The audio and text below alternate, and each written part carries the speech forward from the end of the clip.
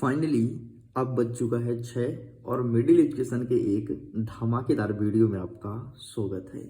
मैं जैसे कि बोला था कि कुछ क्वेश्चंस आपको लिख करके दिया जाएगा और उन्हें बहुत अच्छे से पढ़ लीजिएगा क्योंकि मिक्स रहेंगे और आपके स्कूल में देखने को मिलेगा। तो फाइनली कुछ क्वेश्चंस आ चुके हैं मेरे पास जिसको पढ़ने की जरूरत है, जिनको अच्छे से प्रिपेयर कीजिएगा।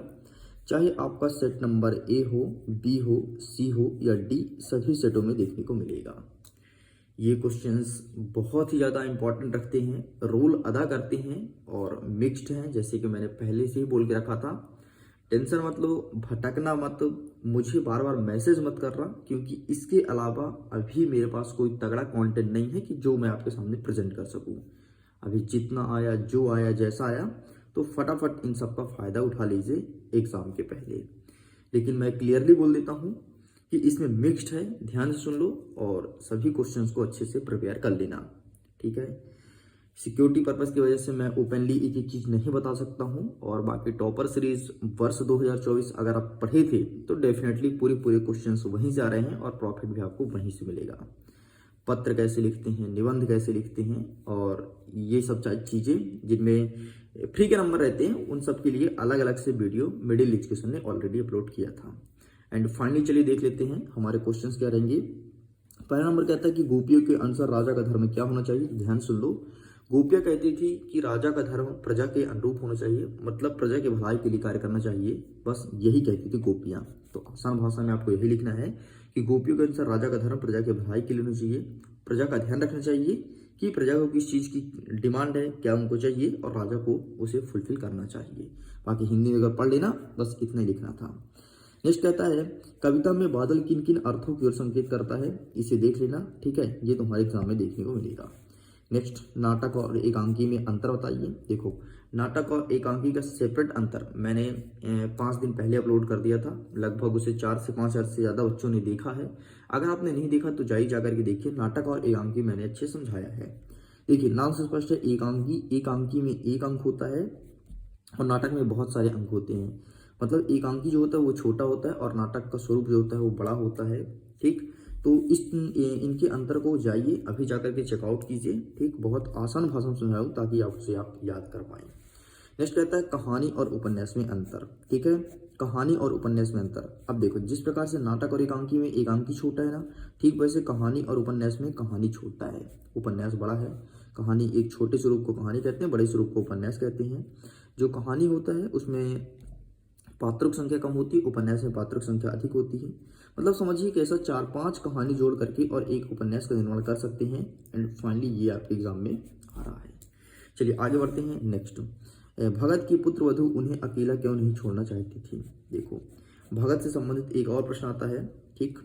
तो अभी फिलहाल इसे आप अच्छे से प्रिपेयर कर लेना, ठीक है। इसका आंसर फटाफट अपने बुक में जाइए, फाइंड कीजिए और अच्छे से इन्हें देख लीजिए। नेक्स्ट कहता है बिस्मिल्लाह खां को शहनाई की मंगल ध्वनि का नायक क्यों कहा जाता था। सबसे पहले यार वो जो बजाते थे शहनाई, तो उनकी शहनाई की ध्वनि ही इतनी प्यारी थी, एकदम बहुत मनोरम और मंगल हुआ करती थी, इसलिए उन्हें मंगल ध्वनि का नायक कहा जाता था। बाकी इन सभी क्वेश्चंस का आंसर एक बार अपने बुक में चेकआउट जरूर कीजिएगा जाने से पहले। ज़्यादा समय नहीं लगेगा, 10 से 15 मिनट लगेगा, सारे क्वेश्चंस को अच्छे से देख लेना। नेक्स्ट कहता है वास्तविक अर्थों में संस्कृति व्यक्ति किसे कहा जाता है। एग्जाम में नहीं आ रहा है, मिक्स्ड है, मैंने डाल दिया, वाक्य मत पढ़ना, ठीक, मत पढ़ना, कोई मतलब नहीं। नेक्स्ट कहता है भोलानाथ अपने साथी को देखकर के सिसकना क्यों भूल जाता था, ठीक है। तो भोलानाथ सिसकना क्यों भूल गया था, इसलिए भूल गया था क्योंकि वो अपने दोस्तों के साथ खेल में मगन हो गया था और खेल में मगन हो तो उसके सारे दुख दर्द उसे भूल गए थे और वो सिसकना भूल गया था।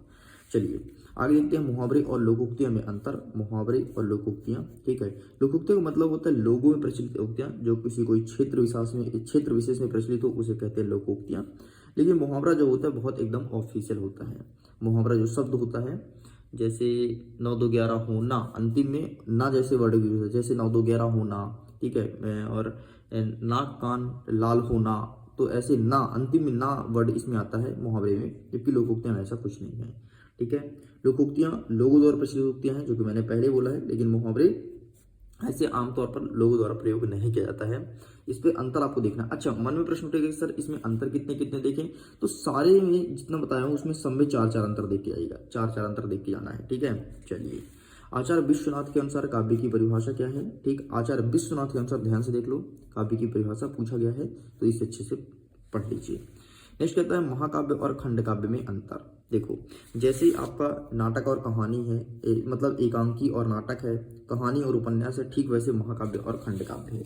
मतलब समझिए कि आप ऐसा भी कर सकते हो, देखो एक अंतर पढ़ते जाना, तुम्हारा सब काम बन जाएगा। महाकाव्य के स्थान पर तुम कहानी भी रख सकते हो, कहानी के स्थान पर आप यहाँ पर क्या रख सकते हो? एकांकी रख सकते हो। मतलब ये छोटे छोटे रूप हो गए, ठीक है, ये तीनों छोटे हैं। लेकिन खंड काव्य के साथ साथ आप उपन्यास रख सकते हो, ठीक, उपन्यास, और एक क्या रख सकते हो? एक नाटक रख सकते हो, ये उपन्यास, ठीक। तो उपन्यास, अच्छा पूरा लिख दूं क्या? उपन्यास, ये, ठीक, इस प्रकार से। मतलब ये एक क्राइटेरिया में जाएंगे और ये एक क्राइटेरिया में जाएंगे, मतलब ये छोटे छोटे और ये रहेंगे आपके बड़े बड़े। नेक्स्ट कहता है रामवृक्ष बेनीपुरी और यशपाल सिंह के साहित्यिक परिचय लिखिए। ठीक है, अब देखो भाई साहब, आपका लेखक परिचय आ गया। रामवृक्ष बेनीपुरी और यशपाल सिंह को अच्छे से पढ़ के जाना है। इनकी दो रचनाएं अच्छे से पढ़ लीजिए, ठीक है, दोनों को पढ़ना। मैं बार बार बोल रहा हूँ, मिक्स्ड क्वेश्चन है, इसलिए एक को नहीं बल्कि आपको दोनों को पढ़ना है बहुत अच्छे से। चलिए, इस प्रकार से हमारा ये भी कंप्लीट हुआ। कुछ क्वेश्चंस और आए हैं मेरे पास, उससे देख लेते हैं। नेक्स्ट कहता है नागार्जुन और सूर्यकांत त्रिपाठी निराला की काव्यगत विशेषता। ये कवि परिचय है, नागार्जुन एंड सूर्यकांत त्रिपाठी निराला, डेफिनेटली देखने को मिलेगा। चलिए नेक्स्ट, अब निबंध कौन कौन सा आ रहा है? तो ये जीवन में खेलों को महत्व और विज्ञान की देन, ठीक है। दोनों को अच्छे से एक बार सिनॉप्सिस देख लेना, मैं बार बार बोलूँगा मिक्स्ड क्वेश्चन है, ठीक है। तो दोनों को अच्छे से एक बार इसका फॉर्मेटिंग देख लेना, डेफिनेटली आपके एग्जाम में काफ़ी हेल्पफुल होगा। नेक्स्ट, शब्द शक्ति किसे कहते हैं? एक अभिधा होता है, दूसरा होता है लक्षणा और तीसरा होता है व्यंजना।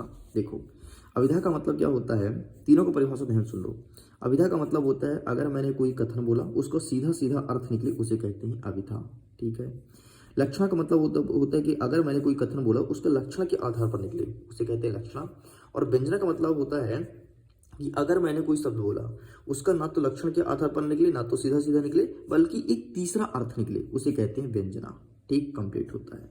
अब जरा एग्जाम्पल के तौर पर समझना। अभिधा मतलब जैसे मैंने बोला, राम तुम तो बहुत अच्छे हो, हाँ भाई, सीधा अर्थ निकलता है कि राम बहुत अच्छा है, तो राम मतलब अच्छा है, ठीक है। अब मैं लक्षण की बात करता हूँ, तो लक्षण मतलब लक्षण के आधार पर निकले। जैसे मैं बोला, अरे यार तुम तो गधे हो। गधे हो का इसका मतलब ये नहीं तुम गधा बन गए हो, इसका मतलब ये तुम इंसान हो लेकिन गधे जैसे मूर्ख हो। दूसरा एग्जाम्पल देखो, अरे यार तुम तो गऊ हो। गऊ मतलब ये नहीं है कि वो गाय है, दूध देती है, ऐसा कुछ नहीं है। गऊ मतलब तुम गाय के जैसे बहुत पवित्र और बहुत अच्छे हो, इसे कहेंगे लक्षण शब्द शक्ति। एंड व्यंजना में जो थर्ड अर्थ थे, जिसका डायरेक्ट अर्थ निकले, जैसे सपोज करो कि मैं राम नाम के लड़के को फोन लगा रहा था और राम नाम का लड़का कभी मेरा फोन उठाता ही नहीं है, और कल का मुझे स्कूल में मिले तो मैं बोला, अरे राम तुम तो इतने अच्छे हो यार कि मैं जब भी फोन करता हूँ तुम हमेशा सबसे पहले दौड़ के उठाते हो, है ना। तो उसने क्या व्यंग के रूप में दिया, उसे कहेंगे व्यंजना, ठीक है। तो इस प्रकार से तीनों कंप्लीट होता है। नेक्स्ट, इसमें हमने वस्तुनिष्ठ को भी मिक्स किया है। संचारी बॉक्स संख्या कितनी है? 33 है। बच्चे को पता होना चाहिए, आपके एग्जाम में देखने को मिलेगा। नेक्स्ट आता है पत्र लेखन। पत्र लेखन में कौन कौन सा पढ़ना है? लाउड स्पीकर बंद करने का निवेदन करना है आपको कलेक्टर साहब को कि हमारी बोर्ड एग्जाम चल रही है, ठीक है। मैंने अपने शब्दों में लिख दिया है, बाकी कम ऑफिशियल क्वेश्चन आ रहा है ना। तो लाउड स्पीकर बंद करने के लिए कलेक्टर साहब को पत्र लिखना है, जो कि एग्जाम में देखने को मिलेगा। एंड क्या कहता है, नगर पालिका अध्यक्ष की मोहल्ले की नियमित सफाई के लिए आपको आवेदन पत्र लिखना है, ठीक। इसे अच्छे से प्रिपेयर कर लेना। यहाँ पर 2 लिखा है, तो अब तो 2 का 2 तो देखने को मिलेगा नहीं, है ना। अपन और भी लिख सकते थे, लेकिन ज़्यादा कंफ्यूज नहीं करना चाहिए, ठीक। तो ये दोनों अच्छे से प्रिपेयर कर लेना। अच्छा, पत्र लेखन कैसे करते हैं, इसके लिए फॉर्मेटिंग वाला वीडियो बनाया हूँ मैं, ठीक है। एक फॉर्मेट का वीडियो बनाया है बकायदे, पत्र लेखन कैसे करते हैं, बहुत अच्छे से समझाया हूँ। अगर आपने उस वीडियो को नहीं देखा तो जाइए जा करके देखिए, क्योंकि अगर आप ये दोनों पढ़ के जाओगे तो तुम पढ़ के जाओगे, लेकिन अगर फॉर्मेटिंग देख लोगे तो फिर कोई भी पत्र आ जाए तुम वहाँ पर कर पाओगे। अरे हम कहते हैं क्लास 10th बस की बात नहीं है, जीवन भर की बात है, 11वीं है, 12वीं है, कोई पत्र है तुम आसानी से कर जाओगे। तो हम कहते हैं ज़्यादा नहीं, 10 मिनट का वीडियो है और बहुत आसान भाषा में समझाओ, तो जाकर के एक बार जरूर देख लेना। चलिए, कुछ लेखक परिचय और यहाँ पर लिखा गया है, जयशंकर प्रसाद जी के बारे में और मंगलेश्वर डवराल जी के बारे में, ठीक। तो आप इन दोनों को अच्छे से प्रिपेयर कर लीजिएगा।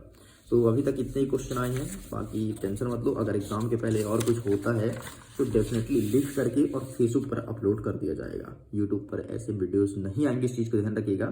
फेसबुक से ही आप इसका फायदा उठा सकते हैं। वीडियो पसंद आया तो वीडियो को लाइक करके अपने दोस्तों के साथ शेयर कीजिएगा। चैनल पहले सब्सक्राइब जरूर कीजिएगा, ये कंटेंट बहुत तगड़ा है। एग्ज़ाम के पहले ये वीडियो आपको हाइड देखने को मिलेगा, ज़्यादा मतलब ये ब्रॉड या ज़्यादा वायरल नहीं करवाना, इसे हाइड कर देना, ठीक। मैं वीडियो को करता हूँ। एग्जाम के लिए ऑल द बेस्ट, खुश रहिए, पढ़ते रहिए, मुस्कुराते रहिए, बाय बाय।